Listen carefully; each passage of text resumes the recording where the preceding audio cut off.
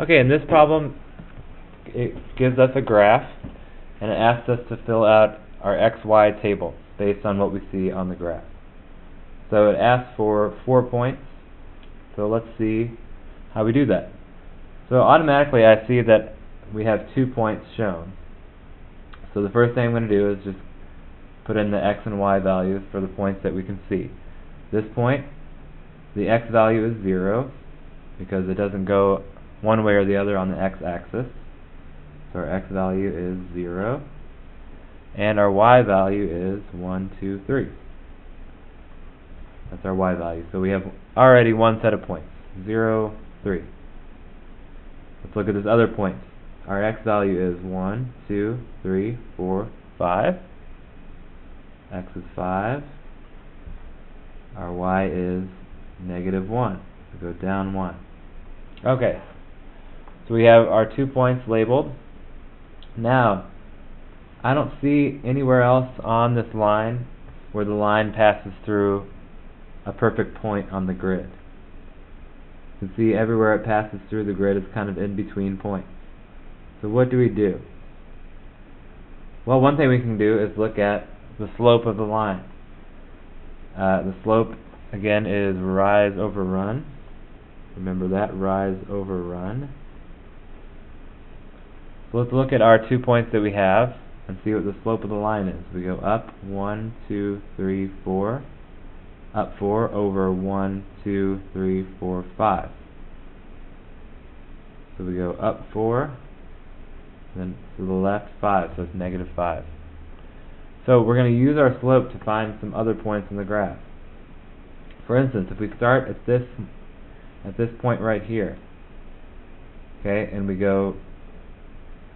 use our slope to go up 4, go up 1, 2, 3, 4. We're already off the graph, but we have a point here at 3, this one right here, and then we add 4 to that. That gets us 7. So our y value is 7. See, we're up here at 7 on the y-axis. So we go up 4, and then we go over to the left 5. So we're at 0 for x. We go over 1, 2, 3, 4, 5. We're on the left side of the graph now. So our x value is -5. Okay, so when our x is -5, the y is +7. So we used our slope to find a point that wasn't on the graph. Now similarly, you can go from this point and use the slope the same way. Okay, our rise is 4, so we're going to go, our line continues down this way. So now instead of going up 4 over 5, we're going to go down 4 and to the right 5. Because our slope is -4/5. So we only need one of those numbers to be negative. In this case, we're going down, so this number is going to be negative. When we go to the right, it'll be positive. So let's go down 4. 1, 2, 3, 4. And over to the right 5.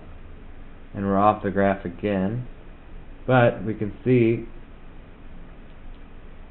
when we go over 5, right here we're at x equals 5. We add 5 to x, and we get 10.